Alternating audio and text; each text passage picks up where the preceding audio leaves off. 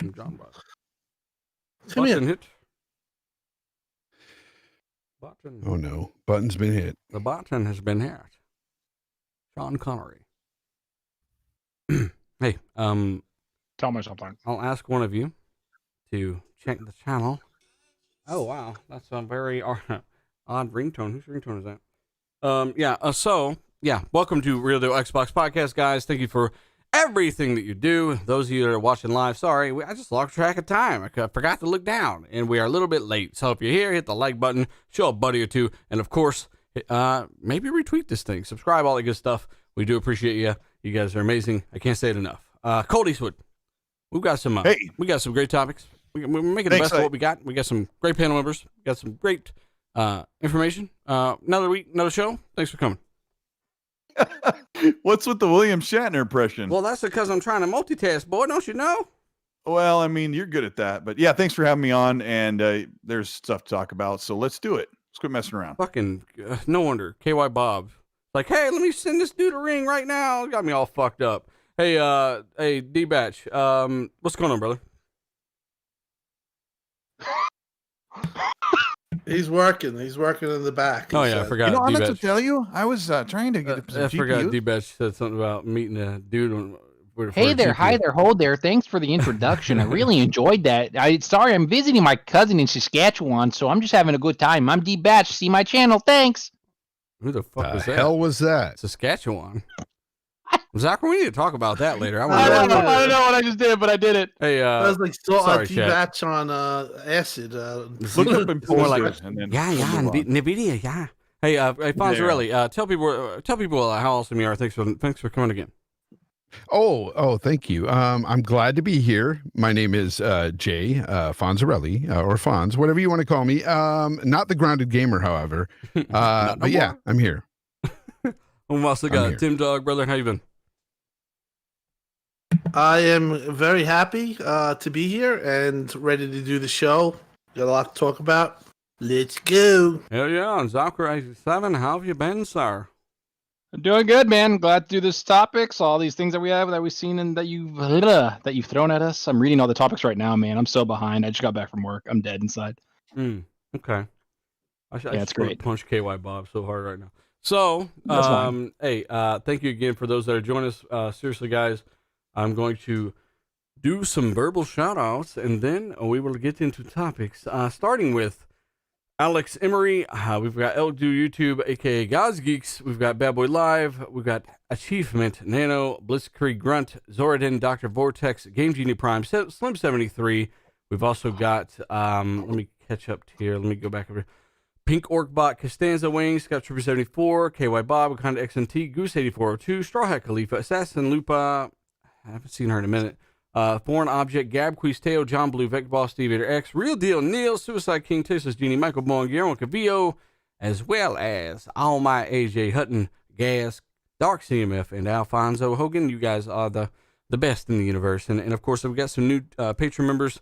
That updates, I think, the 5th of every single month. So I have to go back and kind of make sure all that's updated. But next month, by the 5th, if we have an episode after that, of course, there will be updates there. Hey, we got a shout out to Dizzy from ILP real quick. We just learned that he passed away. Iron Lords podcast, one of my favorite shows. Cognito, King David, Attic, and of course Sovereign. These guys lost a good friend. We got to kind of lay a tribute out to Dizzy, who was one of the main guys at ILP. So, yeah, I hate to start the show that way, but we got to give respect to some of these guys, and everyone's going through tough times, you know. So again, just to let everybody know, there has been kind of a passing in the community, and we wish the Iron Lords the best, man. Seriously. Yeah, that sucks. It does, and I don't know how to fuck him a backflip out of this hole, but I will say that you know, I mean, all you can really do is live and learn and do your best in life, to be kind to others and learn from your mistakes, and just live your best life. And I, from everything I knew, Disney did that. So everybody respected him. Shout out to him. Now we do go give Iron Lords your support and let them know that you're watching their stuff and you support everything that they do and their friendship they've had with each other. So yeah, good guys. We really love them. Now, I do want to instantly jump out of that. because I have to. It's inevitable. I got to change the subject to Kotaku choosing a damn Xbox over a PlayStation. I got to do. It's the only way I can really do it. You just got to be blunt about it. And I wanted to kind of get to Tim's thoughts on this because he's been running this article around Twitter a lot. And again, I already see people in the chat laughing about this article. Seriously, tons of guys already laughing about this article that popped up because these guys were some of the guys that were pushing the PlayStation has nothing but exclusives and all this other stuff. And it just turns out that these guys are now writing, well, sorry, Sony, Xbox Series X has unexpectedly become my console of choice. And that's okay, right? Tim, what were you seeing on Twitter today about this? What were you pushing over here? Well, I mean, I have to be honest. I was being a little bit of a jerk. Well, I wouldn't say a jerk. I was definitely flaming this. Oh no! One of the reasons why was all last gen. These type of articles propped up against Xbox, and they were like, you would see them all the time, and I just thought it was funny that Kotaku puts this out. Basically, sorry PS5, my Xbox Series X has unexpectedly become my preferred console. He goes on to say that he was at the start of the gen on PS5, and then he started playing his Xbox, and he touts some of the things like backwards compatibility, the way the games just flow with smart delivery. He talks about xCloud, how he can play and his girlfriend can play at the same time. And he goes over the things that we've kind of talked about on this podcast that are, benefits of Xbox. But he, basically, the article is actually a good read. He does leave out a quick resume, which is probably the best feature, I would say, so far of this generation. If you use it, you really get used to it and you see how awesome it is. But it's just these type of articles you never saw last gen. I mean, you rarely saw it, and if you did see them, they were attacked. So and they were later on too, like not this early. Yeah, and I honestly, it also talks about the storage problem with Sony. I kind of feel Xbox has done a better job. I spoke about this on the other podcast. I kind of feel like Xbox has definitely done a better job in the features it's offering and just the overall everything that you could do with the Xbox as far as quick resume. Obviously the storage is definitely a much better situation. Smart delivery, you're not worrying about your game flowing over. It just happens. Everything they really got that locked down this gen at the start. They obviously had the games problem that we went over and over, but the article kind of sums all that up. And did they mention auto HDR? They did. He mentions that how he can play it at 4K HDR with HDR, the HDR. He also talks about the games being 120 frames per second for Super Lucky's Tale. The article is up now. It's by Zach Swenson from Kotaku, and it's not really. I wouldn't say it's a console war article. Just more of an article of recognizing the things that Xbox has done right and things that Sony hasn't really gotten straight since the start of the gen. Well, he brought up like so many things that we've all talked about and things that like all of us have talked about on our channels. He talked about like playing on Xbox One, going to his PC, and then going to Xbox Series X, and it was seamless. He said that he started off the games where he left off, and he was like, it's something that he's never seen or experienced before.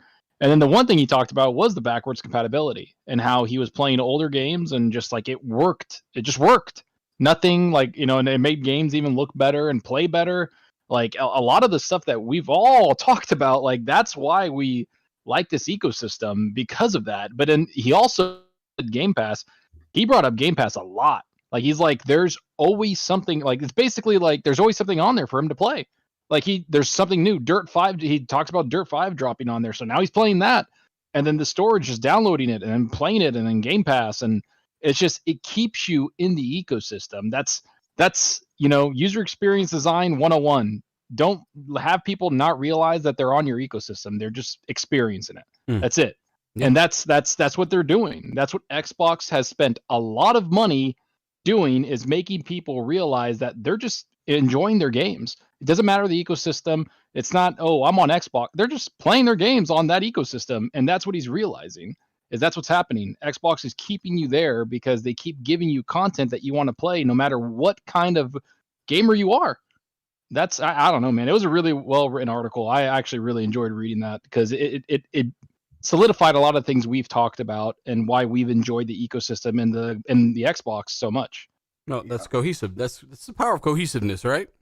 When your platform encompasses a better gaming experience, a complete and better in every single way, better gaming experience for everything, not only that you're buying, but everything that you own, including features like auto HDR, the automatic frame rate boost, and more. And you get all this stuff for no additional cost, and it's just like, wow, this stuff, you're improving my crap in ways that I didn't even think about 2 years ago, or a year ago, 6 months ago. That's something to behold, I think. And people should be applauding the fact you're getting all this stuff for free, right? Auto HDR alone, I showed a friend Arkham Knight a few weeks ago, and man, she was like, well, the graphics on this are amazing. I said, this is like 7 years old, and it doesn't even know it's running on a better box. But she's looking at it on OLED with auto HDR, of course. But still, the auto HDR in that game is extremely effective. And you'd be surprised, man, how good some of these games can look with that extra dimension of depth. But when it comes down to it, yeah, they're starting to kind of see the light, aren't they, Tim or D? Yes, they are. You know what? I'm just excited. I think Xbox did a good job with the system, with all the features. How you get up on the mic a little bit there, bro. I try to get D Batchimus Prime to super glue himself to the mic every single week for you guys. Yeah, I think they did a good job with the system. First of all, they future-proofed it, right? So there's a lot of features in the system that the competition doesn't have. And I know a lot of people make fun about, the tools and all the stuff that's coming to Xbox and where is it now and all this stuff. But that stuff is going to come. And when PC starts to utilize these features, because these are all the new features that are on the new AMD cards, as well as NVIDIA. NVIDIA's cards, they do support the DX12 Ultimate features. So developers are going to use this in games. And when they start to bring these over to these games, we're going to see the benefits of this on the console. And of course, you're going to see those benefits on the Xbox Series X. So I'm excited about that. Now, as far as Game Pass goes, Game Pass is a game changer. I play on PC. I play a lot. I would say primarily I play on PC. I play on my Series X as well now because I got the 60 frames per second option. I got 120 frames per second options. I got a bunch of options. So I can get off of my computer and go into my couch and play my Series X, and I don't feel necessarily like it's a big downgrade because I'm still getting the benefits of that very powerful system. So 60 frames. So I can see exactly what they're talking about there. Just to be able to pick up your game from your PC, go over to your Xbox, go back to your PC, or even on the cloud or wherever you want to play it. I think it's a game changer, honestly. I don't think people give Xbox enough credit for what they've done. And I can understand that. Now, the PlayStation, I don't want to, everyone says, oh, you're always so down. Here he goes. Yeah. PlayStation is a good system, and they got some fantastic games right now that you can play. But as far as their ecosystem goes, I'm sorry, it's just not as robust as the Xbox ecosystem. It just really isn't. And I can see why it's their favorite. And of course, if you're a graphics whore or you want, the best looking games, that's definitely going to be on the Series X. Now, I know it had a rough start, whatever, but now we're starting to see, the power being utilized in a lot of these games. And over time, you're going to see that power is going to come into effect. And like I said earlier, with all these features that are on the Series X, that are also on the PC counterpart, that are not on the competition, you're going to see how powerful and how good the Series X is. So let's keep it 100. The beginning, because we report on everything, 100. we're not going to cherry pick this article. In the beginning, he says he was playing on his PlayStation 5 because of Miles Morales and a couple of the launch titles that they had, mainly I think Miles Morales. And then he said Astro's Playroom, whatever, was a surprise and really good, and it is. I played it, and Sony does have amazing looking games. Spider-Man's Miles Morales is insane looking. I love it. I loved every minute I played of it. But again, those launch titles, it's or those little lack of launch titles between both companies is starting to show now. And Xbox, we just got Dirt 5, the medium, which I've actually enjoyed. I know a lot of people that have played the medium already, and I'm like, really? And they're like, yeah, it was on there, so I just checked it out and really liked it. I'm like, oh, cool. But now we're getting Star Wars Squadrons, Madden's coming. Like every month, like we talked about this, like, what was it, a year and a half ago, 2 years ago, how we said that Xbox One's Game Pass every month to have a big game in there. Like they're filling that gap right now with third party, with EA games and like a couple other, deals that they have. But every month I'm seeing a game come in there, and it's like multiple games that I'm playing. And that to me is the draw that people don't realize keeps you on the system. You always have something to play. Yeah. And the main thing, you always have something new that you can play. That to me is what's going to keep people on the system. I know people say, oh, Xbox has no games. That's dead. That's over. Like I'm playing so many damn games, man. Like honestly. Not yet. It doesn't have the games yet. It's trying to work towards, speaking of games, this is Assassin's Creed Valhalla. I played the hell out of this game today. And I was starting to get back into it. And the combat in this game is just satisfying. I put up a clip on Twitter, and it was like, what the hell is that? Man. It's so dim. I can't see nothing. I was like, yeah, we're waiting for the damn DVR to get fixed. And the game's still really dim when you get it from a capture card as well. So I had to re-render all of this, like an hour and something, in Premiere Pro and try to raise up the exposure. So things look weird. That's why. Just so you guys could have some footage you could actually see. So if it's too bright, too dark, or it looks like, I don't know. It looks like it has malaria or something. That's why. Just so you know. But this running on Series X, it's rendered at 1080p with weird exposure levels to try to get it to be viewable. Let me give a shout out to, real quick, a few different super chats. We got J-Boy. He says Series X just arrived today, locked and loaded. He says, congrats. Say what? Congrats. He said he just got it today, right? Oh yeah. He says all access, even though he said even though I can't read. Yeah. So basically he's excited as hell for his new Series X, and he finally got one today is what he's trying to say. He says, keep up the good work. Do appreciate it, brother. Steven Jones. Shout out to you, new channel member. We've also got All Might. He says, Ghost Recon Breakpoint at 60 FPS. Have not got a chance to play that game yet with the patch. That's what we're going to play last week, Colt. Forgot all about it. And then we've got KY Bob, RIP Kevin Alexander, a.k.a. Dizzy, gonna miss you, brother. In a better place now, man. Yeah, thank you very much. Definitely give a shout out to those guys at the beginning of the show.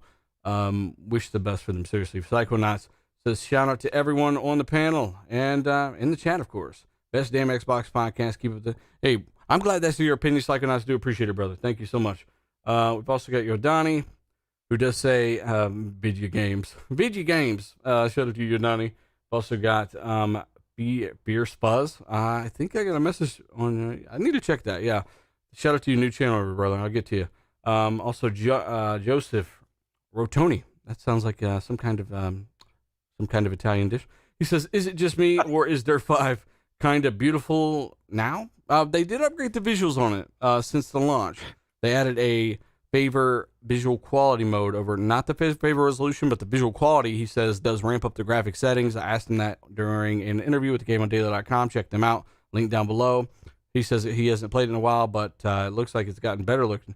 It very well may have, man. Dirt 5 has gotten better looking, though they are not the same size team as Forza. They don't look the same. They don't have the same tech. They don't have all that stuff to their disposal.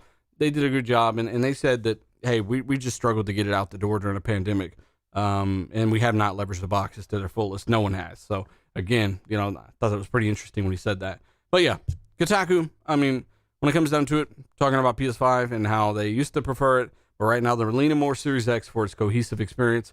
Not that anything was being cherry-picked. That's just kind of the go-home, right? I mean, there are some games on both platforms. I hear people skip out on Gears Tactics all the time, but the same person Please that likes, don't. I mean, it's one of those things where a lot of people don't like a racing game, but a lot of people do, and some people might want a tactical Gears of War game. They can't get that on another console, so I don't know. I thought the game looked beautiful. It's one of the best looking games if you play through it. It looks amazing.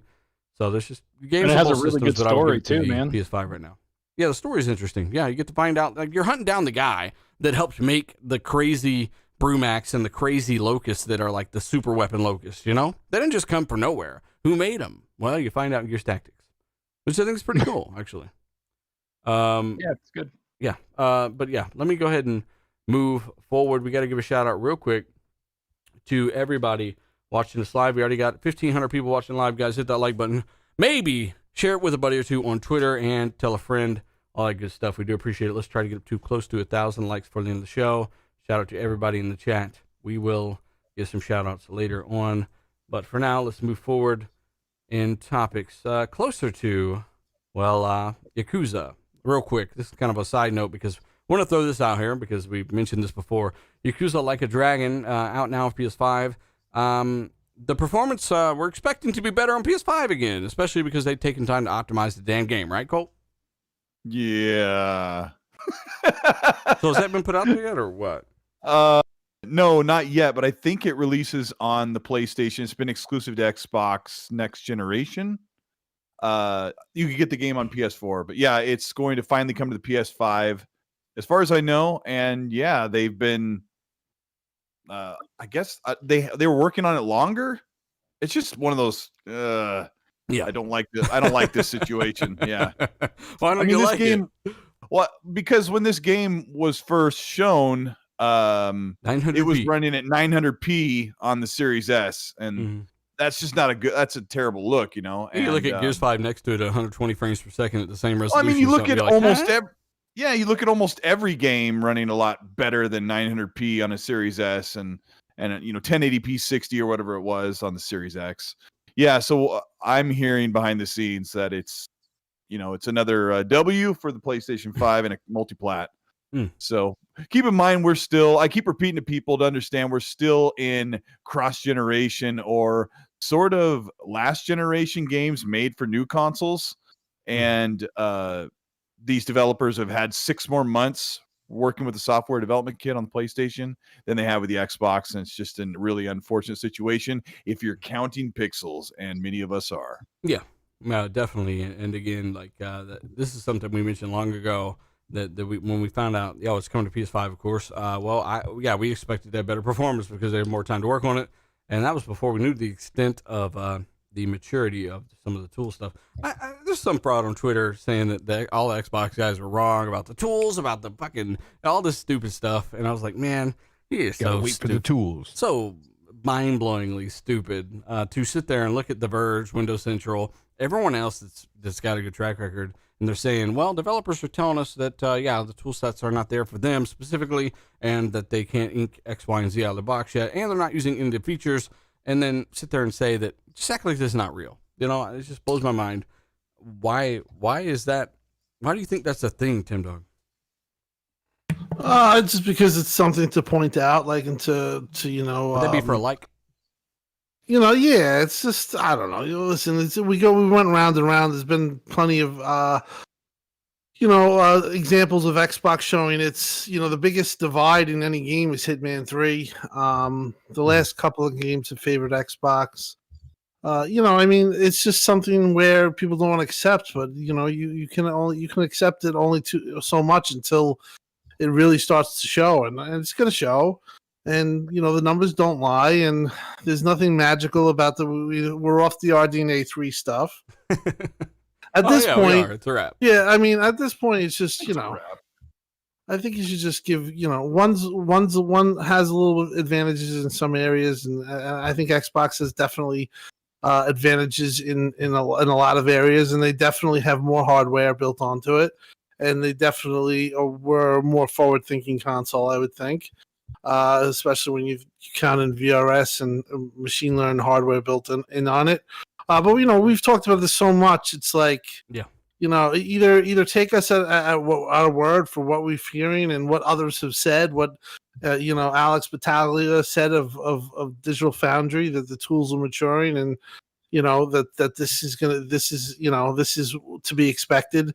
And you're gonna go blind to that, or you're just gonna it's gonna come out where I really feel Xbox is pulling ahead. I think it's definitely gonna be a little bit later, possibly the end of this year, or especially when you have games that are CPU intensive, because of the way these systems are built. And definitely built for next gen, and not just these old Xbox One and PS4 games. It's going to show. It's just a wait and see game. I mean, I don't even pay attention to it anymore. I think that you've seen when people pay attention to the system and use it, like in Hitman 3, you get a pretty a divide what you would expect, or even when they do the benchmark and control, you see the divide that what the specs say. There's obviously different engines, there's different things, there's There's games that are on a CPU as intensive as they're going to be that might test better on Xbox. I mean, on PlayStation 5, or have a little advantage, and that has shown also. I mean, we all know that the start of the generation for games and everything for Xbox was a little hot. It came in a little hot, but I think Cyberpunk is going to be a big advantage for Xbox when they do the next gen updates. Coming 2023. Yeah, whenever that comes thing, but I think that's the next one that's up. I mean, I don't know. You've been epically Far Cry should be good, but again, is that that's a cross-gen title, right? I think the real judge is when they have these next-gen only titles and see how they fare. Metal Face Doom in the chat. We said the very first thing we said was we're hearing the PS5 version, it runs better or looks better on the multi-platform. Like we said that, like he's like telling Tim to spit it out. Like we said it like 18 minutes ago. Yeah. So, He wasn't here for that part. He just saw He's a little behind. Somebody excuse him. And showed him the wrong part or something. Hey, Paul. He says, "What's it like to do Bethesda?" Yeah, we're gonna get to that topic, brother. Thank you so much. We will definitely get to that, Paul. Thank you. But yeah, Tim, you're right. I was just trying to drag some more passion out because I just see guys that run around talking about 13 teraflops and then talking about every other day they get destroyed, and I'm like, what the fuck is this motherfucker talking about? And it just blows my mind. So like I said, it's like a room that gets smaller and smaller, little rats looking for a hole to go, and they just go whatever's left. It just reminds me of several different people on Twitter. So blows my mind. I don't really care about anything but misleading everybody. So I do actually want to jump back into what the hell I was starting to think before I made myself forget what I was thinking, which was you remember that game Returnal on PS5, Colt? That it's kind of like a little indie. It's hard to explain here, but basically they did double A to triple A. Yeah, it is not a triple A. It's like a double A fucking. It's double A. Yeah, I mean it's double A. It's not an indie. It doesn't really matter either way because apparently that's on PS4 PS4 as well, right? Of course it is. I thought it was only on PS5. Well, I don't know. My buddy Drix. I don't know if some of you guys might, if you listen to like R&B stuff. He's on iTunes. Check him out. Really good stuff. But he called me. He's like, "Hey, Returnal is today the first time that Returnal is confirmed for PS4?" I was like, well, I don't know. So I figured I would throw this out there. But this was followed up by the developer of Returnal saying, well, we can get the absolute most out of the PS5. And I just thought that was kind of funny, given a lot of those guys run with that narrative of visuals instead of game design. So Returnal, I found it interesting. I just wasn't sure when it's coming out on Xbox. I'm not seeing it coming out on PS4. I'm looking it up, and apparently it's only a PlayStation 5 game. In fact, they've pretty much doubled down and said that this is coming from Housemarque. They said that that this game is taking advantage of the PS5. Yeah, of course, right? Just like Miles Morales. I mean, that's what everybody says. So built from the ground up for PS5. Also, well, I mean, I'm sure that Returnal doesn't want people to play their game at 30 FPS. Yeah, like their last two games were very indie looking. Yeah, Next Machina, which is a top-down twin stick shooter, which is freaking awesome, and then Resogun, which looks like an 80s arcade game, which is really awesome. This is like their first movement into like a more AAA looking game.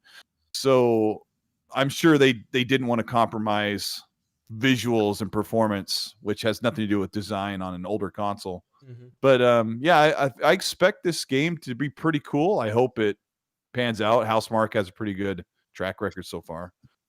So I think the game looks awesome, and I know they said a few years ago that this is their biggest game before they announced it. They said it's their biggest game, and they're kind of moving toward AAA development. I don't know if this game is AAA. I mean, sure, it could be when it comes out and we see it and it's bigger than we think, but it looks fun. I liked it when I first saw it, and then when I was like, "Yep, down. I'm gonna play the hell out of that." Yeah, so. Next Machina was like 2016, I think. So they've had 4 or 5 years to build this, so they may have asked for more money, or they, from their publisher. I don't know who's publishing it, but maybe Sony is.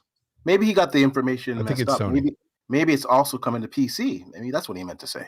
Well, all their games are on PC. Next Machina is on PC. There you go. Yes, I mean, that alone still like proves the point, right? So minimum spec on PC will be lower than a PS5.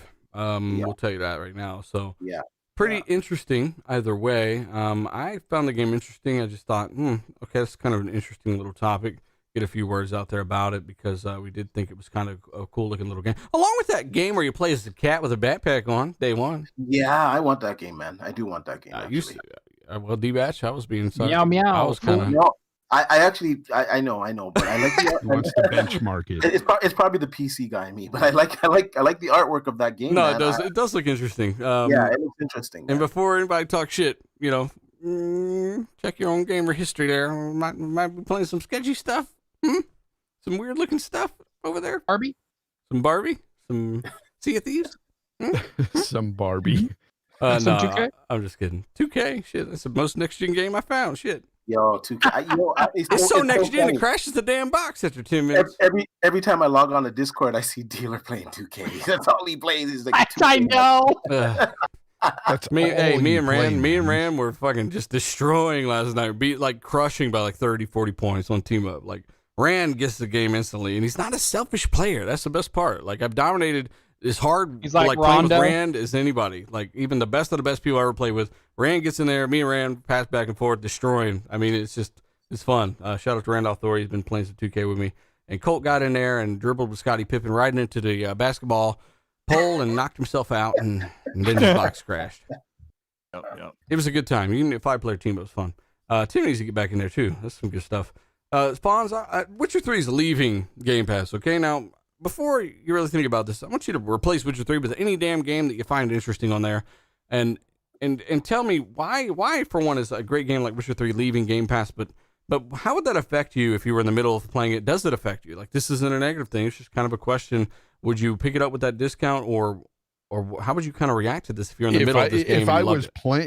If I was in the middle of it, of course I would pick it up at a discount on Game Pass. There's no doubt. I mean, anybody playing this game right now through Game Pass and you really want to finish it, buy it. I mean, it's a no-brainer. Even the DLC for this game, and I don't push DLCs much at all. I'm not really for them, but the Witcher DLC is phenomenal as well. So, I mean, I would definitely buy it. It's amazing. This game is, if you haven't went through Witcher 3, it's time. Sauker. Yeah. Change your stance on DLC when they build additional content and add it onto a game down the road and extend the life. Change your stance on that now. Well, it depends on the type of DLC. When I think about it depends on if it's DLC, you know what there's expansions and then there's DLCs in my mind. Okay, The Witcher 3 were more of expansions. DLCs, these small little DLCs that they come out where there's 1 or 2 missions and it's done. It's ridiculous. You shouldn't pay $40 for that. I mean, that kind of stuff is ridiculous. Yeah, and with Witcher 3 DLCs, really those expansions were $10, man. $10 when they dropped. Yeah. And you can get all of during sales. It's been on sale 80 million times. Like Witcher 3, you can get the whole thing, including all the expansions for $15-$20. And that's the real shit right there. And then add the discount. Boop. Hang on, Ace is in the chat. Hey, Fonz, real quick. Give us your quick impressions, your 1-minute impressions of the PS5 since you just got one a couple weeks ago. Go. I got a bad back because I had to pick it up. No, I'm just kidding. It's just really huge, really huge. Is that your impressions? Plays great games though. Plays great games. I'll tell you that. Great. Dealer throws the torch on that lady's tent in the game. What? I didn't do nothing. Dealer really. So you played Miles Morales, which you said it was phenomenal and is really high one quality. of the best looking games I've seen this current generation we're in, and it's not even a new generational game. It's from last gen, but it takes advantage of some of the PS5 tech, and I got to tell you, it's beautiful. So if you're not playing it, did you put into it? How many hours? About 5.5 hours. I was done. Oh, so you were right. Well, it's fun. If you can beat it in 4 hours. You know, Fonz, you can beat it in 4 hours, but I didn't want to do any of those side missions because they're horrible. It's go listen to this mixtape over here. Yeah, I'm not doing that. I saw that first thing and I skipped weird stuff, man. I don't want to do any of that. That's why I got bored of the first Spider-Man game. I was doing all kinds of stuff like chasing pigeons and going through green smoke and stuff, and Like, Did you do the that got me bored. Taskmaster stuff? No. I really liked, like, when I was in the world in Spider-Man 2018, I really liked going to the crimes in progress. I would just do that really quick and then move my way to the mission instead of just but you get bored after a while, but right? now I've done that so much. Like, now when I'm playing Miles Morales, I'm like, nope, sorry, you're on your own. Yeah. You know, do your own law enforcement. The warehouses and stuff with all the enemies. I did a couple of those, and that was it. Yeah. You only did a couple of them? Yeah, a few of them. Oh. I don't know how many, Zucker. I didn't keep track, but like I said, it only took me about 5.5 hours with a few side missions. Oh, Mike said 5 hours? Eyeball emojis. Yeah, it was a short. The campaign is super short, guys. It is what it is. But you know, Fonz has traditionally blown through some of that stuff. I mean, I almost don't blame him on some of that. Like Spider-Man 2018, I liked the game. I gave it an 87, I think, about the same as Metascore. Hey, with as much crap as Cyberpunk has gotten, I've played all of those side missions. They're awesome. Yeah, I did too. But I really enjoyed Cyberpunk while everyone hated it. So. Yeah, well, I can't wait to fucking try it when it gets the patch. I need the patch. You're not gonna get much difference. I'm trying to. I don't know. I'm going to go back with the patch. People are going to wait a year and a half or whatever when that finally gets fully patched, and they're going to be like, "Wow, this is great." I'm like, "Yeah, it's a little better than launch." I don't know. I don't expect a miracle. Yeah. I feel bad for CD Projekt Red. I would say don't if you're holding out to play that game, waiting on the patch, don't do that. Like the ray tracing does. The ray tracing does improve the performance. I mean, not the performance. It does improve the visuals. I'll agree with that. I think we're going beyond ray tracing though. With the Series are you getting ray tracing at 60 on the PS5 and Series X? I wouldn't even. I mean, forget the ray tracing. I just want good settings without the guns that are floating across the damn landscape. The way the game is designed, like you walk down the sidewalk and it's so immersive, like the atmosphere and the people, and then you spin around and those people are gone. Like the game is designed. When you turn the camera 180, the traffic and people reset. So you lose all sense of immersion. So you can't patch that out. I mean, I'm sorry. On the if you're on Xbox, but I still loved it. I still loved the game. It felt like an older game that came out when it did, and Fonz and I still love the heck out of that game. Even with the occasionally floating spike dildo. Oh my God. Yeah, it was I don't know.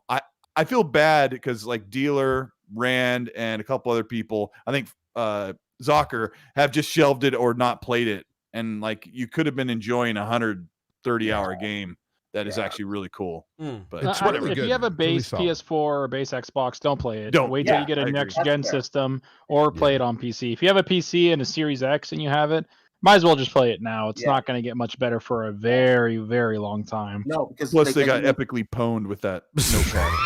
Yeah, because once the ray tracing gets added, like let's just be honest, it's going to be 30 frames per second. So like, what are we doing? You're waiting for 30 frames per second. Checkerboarding down from 480i up to 720p. Then give me checkerboarding. Yeah. Just play the game. It's a good game. Yeah, we didn't come here to talk about Cyberpunk. I'm sorry, that's my fault. Hey, you move us along. There's no segue. Shout out to Ashtray Gaming and shout out to Horace who says hit the like button, bitches.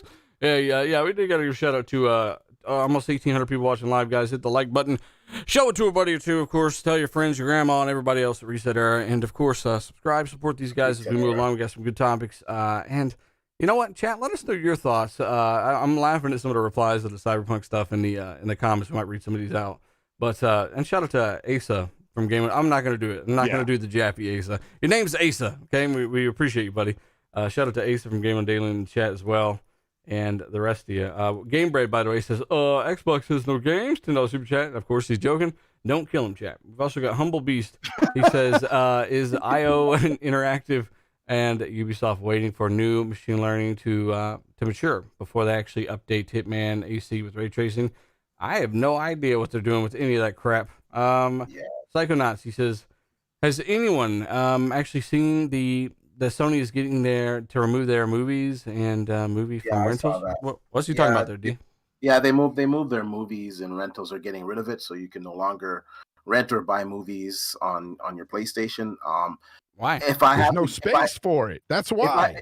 Yeah, but if I had to guess, it's nothing to do with the console per se. It's probably they're moving to a subscription based, like all these other companies like Disney and Probably. Well, for entertainment purposes, like movies sales have gone freaking plummeted because everything is going to HBO Max, Paramount Plus, and all those other Disney Plus and blah blah blah blah blah. All those subscription services, and I don't know anyone that watched movies on freaking PlayStation or Sony's network, mainly because they don't trust that it'll be around movie wise. People chose TV Vudu. got axed, remember? Well, yeah. Yeah. People chose Vudu or like Apple TV, right? Like where they feel like the ecosystems has a better chance of sticking around more. So, yeah, it's whatever. It's not a big deal. Just got rid of it. Cody for the win. Cody for the win. Shout out to Pong Soul. He says settling in, checking out the show. Shout out to you, brother. We played some 2K the other day. I was fucking delirious, dead tired. So I'm sorry about that, buddy. And then we've also got. Let me scroll up one. Sin. Shout out to him. That dude's a monster when it comes to Gamerscore. He says, "Damn, Dilly, we're really close to 100K subs. Long deserved, sir. Thank you so much. Hopefully, I can get there. I should have some videos out this week. Unlike last week, I had one out instead of two. Thank you, though. And then we've got Quirky Purple. He says, this holiday is going to be absolutely exciting. Xbox availability will be great. Halo will be out. Flight Sim and possibly Starfield. That's right. Flight Sim, when is that coming out? Spring is what it's supposed to be, but man, everything's getting a 3 to 6 month delay just for what's going on. Yeah. I was just talking to you, Colt, and Rand about that too. If Xbox were to drop like, Flight Sim, Halo Infinite, and Starfield this holiday, that would be insane. And way more than anyone else is really dropping, huh? Could they get props? It would be insane. I don't expect it to, that game to drop though. Starfield, I don't expect that this year. But if it did, could they get some props? But if it did, that would be insane. But if Xbox did it, could they get some props? Wouldn't that be nice? They'd probably get shit on still. By hey, all I know is my PS5 is ready for Starfield. Well, somebody said that on social media, and I said, man, I hope My you have PS5. Twitch or YouTube on your PS5 loaded and locked and loaded to go. But well, maybe it'll be a timed exclusive. Maybe. I think Jaffe was doing again with Game One Daily. They had David Jaffe on recently, and I was asked to be part of that. And Jaffe said it well. He said that no matter what, timed, exclusive or not, Xbox wins either way, because you're probably a Game Pass subscriber. You get it for a great, some kind of great value because the first party.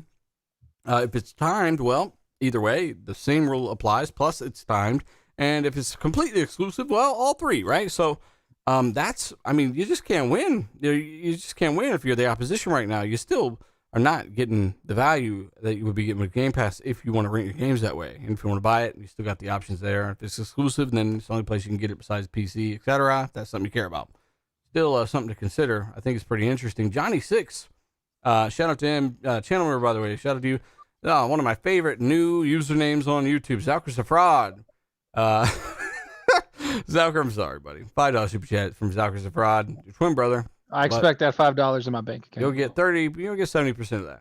He says, would you kindly, he said, would you kindly spread Xbox rewards benefits averaging 15 through 20,000 points a month? GPU is 1.2K points.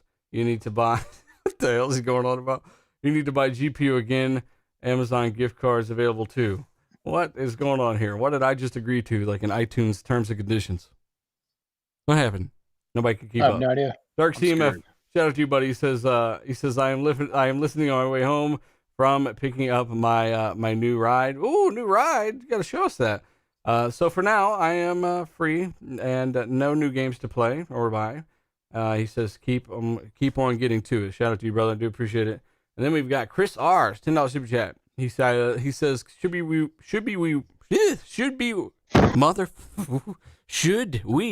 be worried about another Zalker's a Fraud account popping, about another Fallout 76 situation out of Bethesda? Or does Microsoft explain that, dealer? Explain that to them. He's saying that should we get another Fallout 76 or not? Should we be worried about that? And yes, I'm going to go into that by saying that ZeniMax knew that they were going to basically sell themselves off, so they milked both Machine Games and Bethesda, and that's why you have Youngblood, and that's why you have Fallout 76. And that's just a personal theory, but from a few things I've heard, rumblings, it makes sense. That's what I'm putting out there. And Yeah, it makes sense that they grab Fallout 4 and just kind of like they're like, look, we're being Frankenstein sold it into off. an Like online game. we're definitely in the middle of something's happening, and we're gonna have these guys milk these two franchises real quick. Then we're gonna sell it off. We're gonna sell ourselves off, whatever it is, right? Jay the Earp, by the way, says, remember a long time ago, a good friend of mine actually told me there would be a chosen one. Well, I wish I could turn that into something and work with that a little more, but I can't, sir. I don't see this on the topics thing, but kind of want to segue to it. Did anybody watch State of Play? Yep. Trash. No, I Dealer. what? It was pretty good. I found it enjoyable, to be honest with you. I liked some of the stuff that I saw. What was there that was great? Because I didn't actually see it. Well, the Returnal. They showed a few cool games. There was a kung fu game. What was it called? Jack Fu. Oh, Shitsu or something. Yeah, that looked Shifu? Yeah, that looked pretty cool. That looked for me, it was Returnal and Kena, whatever. Yeah, Kenya looked good. Man. Kenya, that one looked. The Returnal and that one's the only thing that looked good. I don't give a flying crap about freaking Final Fantasy. Listen to Zucker clean up his language like a little amazing angel.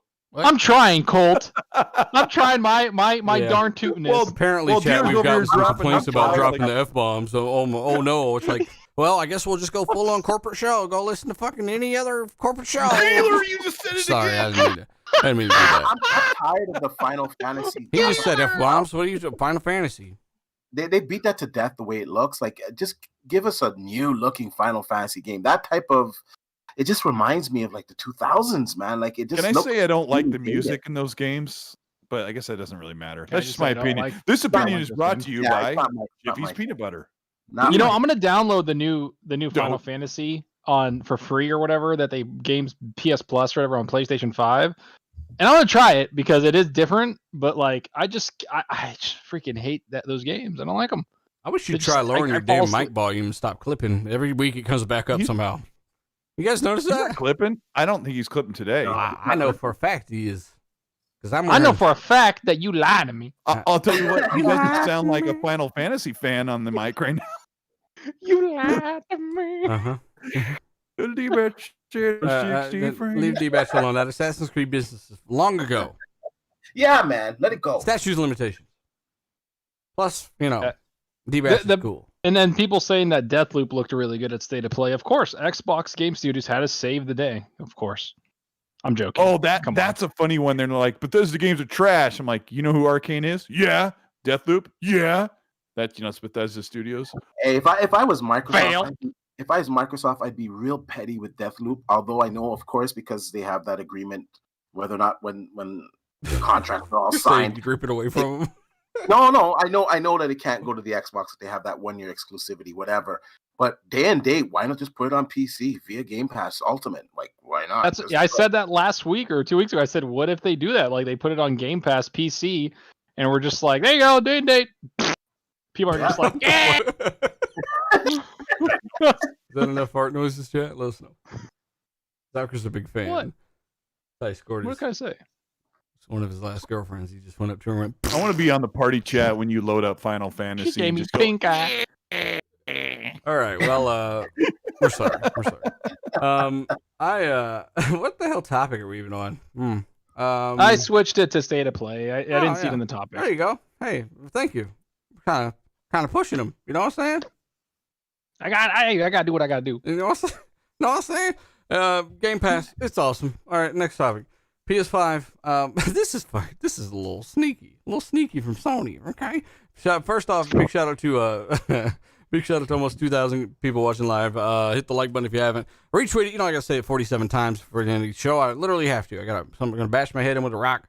Let's try to get closer to 1,000 likes for the end of the show. You make us what we are. One of the biggest Xbox podcasts of all time. Thank you very much. And I mean that. But what I also mean is PS5 is trying to trick y'all. You're a bunch of fools. Your fans is going to ramp up and fly out the consoles and rip a hole through your wall. They're ramping them up this summer because of the memory and the storage expansion. And I'm obviously kidding. PS5, they are unlocking the fan speeds or raising them this summer, I guess. And that's due to the memory or the expandable storage becoming available from a rock solid 600 gigs. To now, what are those? How many of these details have come out? Because basically they're raising the fan speeds because that extra SSD, like you can put in the drive or whatever, the little slot, after you disassemble half of it, it seems like, you can, I guess it's going to really make things a lot hotter because the drive is pretty fast. So they're unlocking speeds or raising them more. So your PS5 is going to be a bit louder for one, run hotter too. And I find that interesting that they're doing that now after the review period and stuff's over. Well, I mean, I don't know what the review period has to do with it. They just didn't have it ready. So a lot of big influencers and content creators and journalists have said they should have delayed the PS5. I don't agree. The storage thing wasn't ready. Storage wasn't ready for the Xbox 360 either. They had kind of smaller drives, and so they did it. You know, so it's cool. Always been you heard him. It's always been a problem. Like if you're on a console, it's cheap living, but sometimes storage sucks. And so how did Xbox seemingly nail every single aspect of storage almost? Well, they just planned ahead, and it was $220. They did their fucking job. Oops, sorry. Yeah, and they have jobs. And it's a great design. Like it pops into the back. Yeah. The only problem with the Series X is you don't have a choice of popping one in the back or putting something in the console. Like they give you one choice is that NVMe slot, expansion slot in the back of the Xbox. But the PS5 has that support that you have to, open it up to get in there. And what people aren't realizing, I think that the 1 terabyte expansion on the PS5 is going to be the same price as we saw on the Series X. I don't think it's going to be cheaper, even though they're a third-party NVMEs. I think the specs that they require to work on the PS5 is going to mean that 1 terabyte is going to cost as much. It'll be close to 200, I think. Now, question is, do you like turtles? Because I need to know that right now. Was I that boring that you had to say the turtles thing? No. I just want you to remember that when they approve the 1 terabyte storage, people are going to be like, oh, it's cheaper. And like, yeah, because you're buying 500 gigabytes. Like, hey, how much for a 1 terabyte? Let me give a shout out. Let me give a shout out real quick because I don't know how long Mike's going to chill here. But shout out to Snowbike Mike. He's from Kind of Funny Xcast, I do believe. And he says, just a big fan of Dealer, the crew, and the podcast. Thank you so much, sir.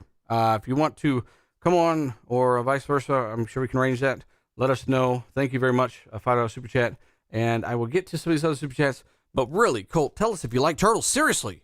Yes, I love them. Okay. Fine. Well, honestly, I had to say something. One of your points is that, well, the 360 was laid on it. But if you're in reality, today's day and age, the way games are, the size of games, and as many games as we own, and especially the backwards compatibility part of it, the storage is at a premium.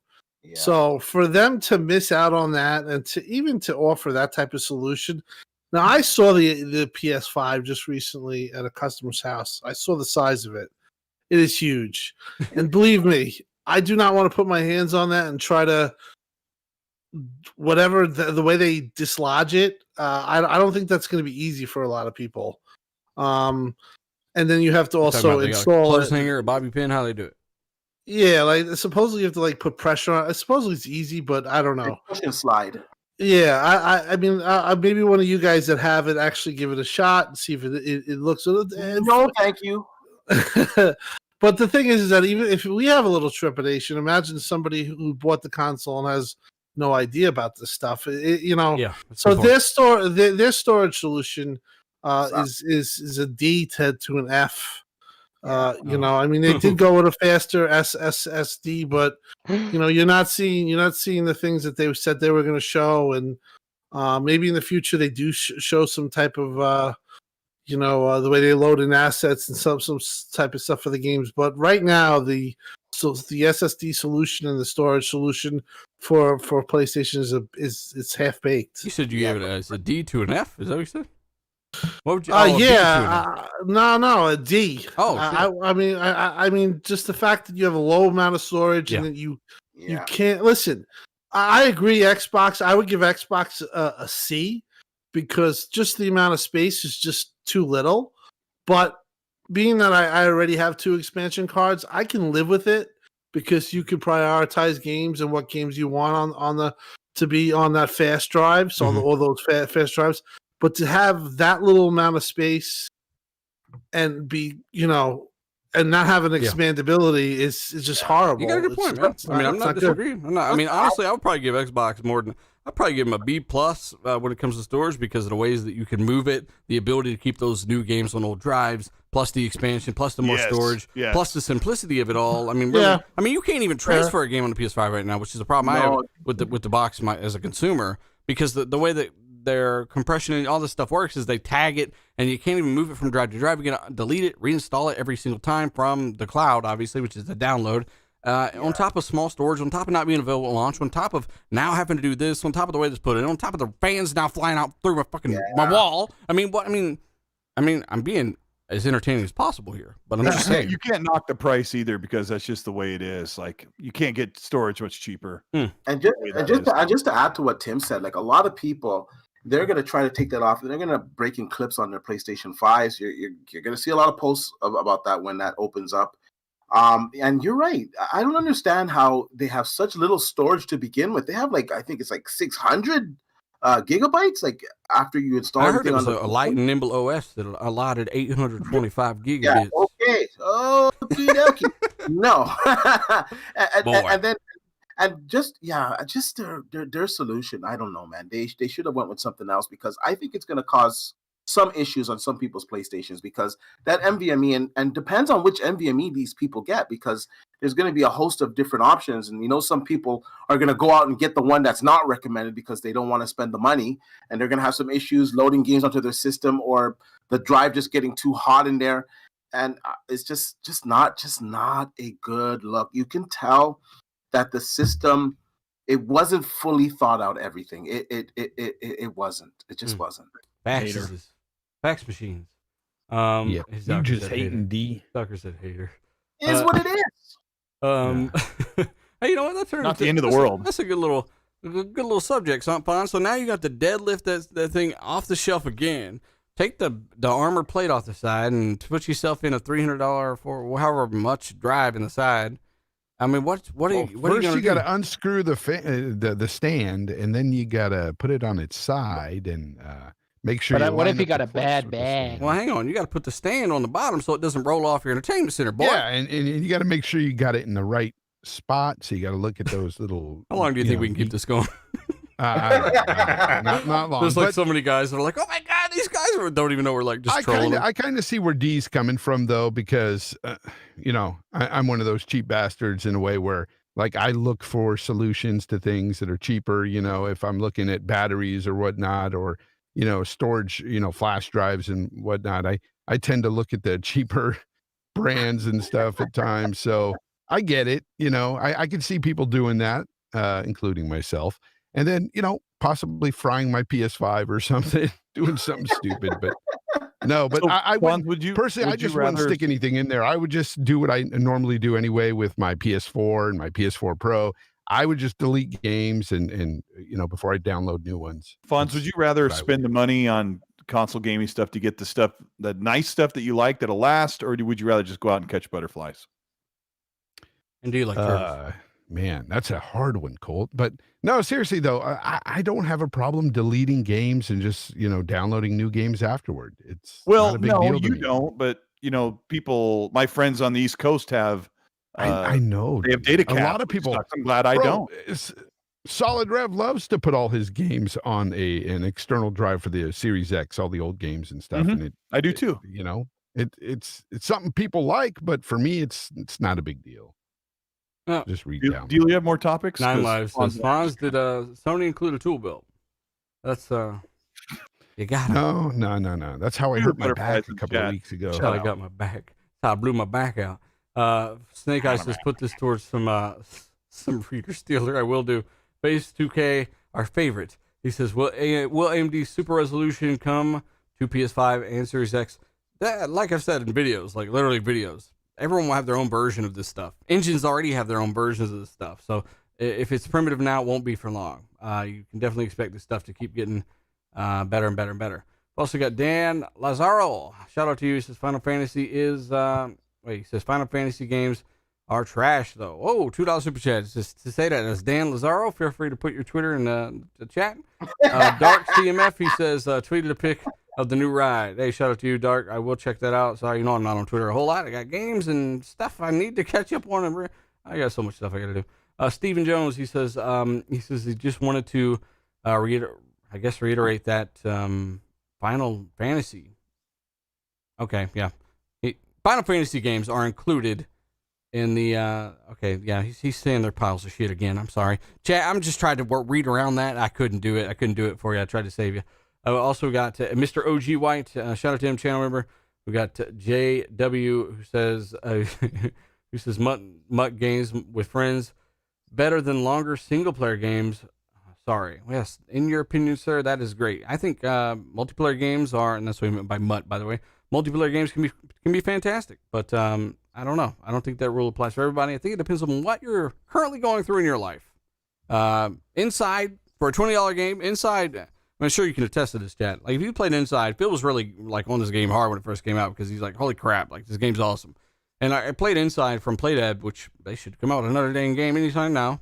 That game and this ending, the physics in that game, I mean, is phenomenal experience. Cole, did you ever beat Inside? Nope, I still haven't Tim? Yeah, I haven't beat Inside. Oh my god. No, I have. I beat Inside. Okay, you beat Inside. What was the other one called? I'm blanking on it. Limbo. Limbo. Thank you, Jesus. Yeah, Limbo was good. I was like, there was the other one too that they made. I love them. They're really good. They had supposedly shown a game, I think 2 years ago. It was like Inside, but it was like in space. That was the last thing I think they were working on. But Is it called Outside? No, I don't know. Yeah. I just beat Little Nightmares, which remind me of Inside, which now I'll go back and probably get that one done. If their game comes out and it's Outside, I'm gonna freaking die laughing. Outside, yeah, I can't. I'm sorry, I can't play off of that. Yeah, you're right. It would be kind of silly. But we got Sapho. She says, "What if Sony walks back the use of third-party storage? I don't know. Requiring people to buy only the Sony offering due to the heat concerns. That's up to the market. So the market can't produce an SSD that can maintain and actually reach those reason rights while keeping that heat at bay. Then that's up to them. But I think they know there's too big a market there to do that because console market's massive. They just want something that says works with PS5, will work 100%, billion% confirmed, comes with a little guy and it'll jump out and install it for you. They'll buy it all day long. Yeah, but they can't also kind of dictate it. They'll say they recommend this one, but because it's not proprietary, it's just a regular NVMe slot that people are gonna put in whatever. Yeah, they will. Yeah, there's gonna be all kinds of issues. I expect to see all kinds of issues with these drives. Charles Cutter, by the way, $25 super chat. Thank you very much, sir. You didn't have anything to say on that, but thank you. Caleb Langer, he says he thinks Microsoft should keep Bethesda games only in the Xbox ecosystem for one season, or for one reason, my bad. He says Sony won't be able to actually, they wouldn't be that generous if they had those IPs. That's true, but man, that's an eye for an eye, I guess. I don't know, thug life. Also, we've got I don't know. Sony games are coming to PC, so yeah, they're being a little more generous with their games now, man. Caleb, you got to remember that, man. Sony are like, here, have them. But why is that? I don't Jim understand I don't understand why that's even a question still. I know it is the question, but it's so funny that we question it as a gaming community, that Xbox buys Bethesda are like, I hope those games come to PlayStation. It's like, imagine if PlayStation bought ZeniMax. What would our assumption be 99.9% of the time? Did they rob them? There's a double standard. Like, Xbox has never had exclusives, so they don't ever get to have them ever again. Like, they went through a 3 or 4 year patch where it was really rough as far as first party offerings and a bunch of third party games that they made exclusive, and then they just made Halo, Gears, and Forza, right? If you just want to like step back and just look at it and squint your eyes like most people do. Well, and then they buy all these studios, and you're like Avowed's going to come out. I wonder if that comes on PlayStation. No, you don't ask that because it's the stupid thing to ask. So why are we asking? Well, because I call it the Phil Spencer effect. No. Shut up, soccer! I love you, Cole. Like Dealer, you can give him funny though, because just about a few months back, you just had everybody talking about how, on that side anyway, saying how, they had exclusive rights to Spider-Man and all this stuff, and they're talking about all this exclusivity all the time, but anytime it's even mentioned for Xbox, it's like, no, you can't have that. When's that shit coming to PlayStation? Weird. It's just weird. Well, I mean, you know, you can no, some of these guys can never let Xbox get a W, and it's just strange to me. Damn, it must have been a really hard last 2 years for them then. Well, they didn't let them get a W, regardless. So. Nah, who cares what they think? Those people are just don't matter at all. They're such a small minority of what actual gamers are. So you found something like this doctor was reading something his mom said to him in kindergarten or something. Well, that's true, but you know, the games media is wondering as well, like, will they be exclusives? Like, why? It's so weird that we're asking the question. I even ask it too at times, but like they're going to be on PC. The worst time I ever saw this was the Shadow of the Tomb Raider or Rise of the Tomb Raider. That was the worst I've ever seen the media get involved with it. Like, well, is it coming to PlayStation? When is it coming to PlayStation? Is it like that was the worst where I was like, why the hell are they keep asking this? And I wasn't even part of a community, nothing. Like it was just like that's every question, not about what the game is. Like I wanted to know like cool details about it, but it was always it always went to, so is it PlayStation? Is it that's where I was like, this is stupid. I was and like, Colt, Minecraft I'm sorry, go ahead, Fonz. When Insomniac was bought, was the media asking, will those games come to Xbox? No, they weren't. And Minecraft is the edge case, because in the past like 70 years, they put out the first Minecraft game that went multiplat because it was already a multiplat. And then they put out Minecraft Dungeons, which stayed multiplat. So everyone just expects that that's how Xbox treats all their games, when everything else has never gone to PlayStation that belongs to Xbox. Games? Quantum Break didn't go to PlayStation. Rise Son of Rome didn't. Record didn't. Thank goodness. Crackdown 3, like all those games. Huh? So yeah, Sunset Overdrive never went to PlayStation because, as far as I know, or as far as I can figure, I haven't even bothered looking into it. Xbox owns the IP for Sunset Overdrive. I haven't looked into it, but it must be, because why isn't a port coming to PlayStation? I think they gave the IP to Insomniac. Yeah. So they could make a port for the PlayStation 5. It'll run at 60, but the Xbox version will stay at 900p 30. Wonderful. Oh well. Honestly, who cares? Like the games are going to be coming. Sony games are coming to PC. I mean, Jim Ryan has literally said it was a pretty simple like decision to see that go forward, and he even said that they tested it with their fans and there was no backlash. So it's like the people that were mad about it, you're not real Sony fans, according to Jim Ryan. So lol. Moving on. Now didn't we say that like years ago? Asa did say that nobody asked about Ninja Theory, and I will say that that's probably because Ninja Theory in their video when they announced it did say that they were not making anything for other platforms. Nobody gave a fuck about Compulsion or any of those guys. That's why I didn't ask about them. Compulsion. But I will give a shout out to Dino Polymath for a $10 super sticker jumping around. And then I've got one from Zoe, by the way, $5 super chat. He says, "Hey, don't tell ponies this, but Returnal looks like Crackdown 3 gameplay."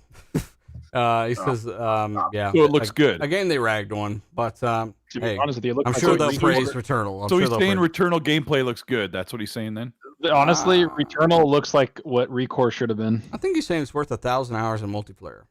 Well, the problem with Recore was like you fought once in a while you walked around in the dead sand with nothing to do, and then you did jumping puzzles. Like Returnal is all about like twitch, quick reflex shooting and dodging and love it. Like, it's a what did they call those games back in the day? D-Batch and Fonz, like top down, game? Like the top down games where you upgrade your guns. There's a name for that. It was like Contra. I know those type of games, like Contra. No, not Contra. But there was a genre name for games like where you flew and your guns got bigger, wider. Oh, the side-scrolling kind of art type and Metal Slug type games.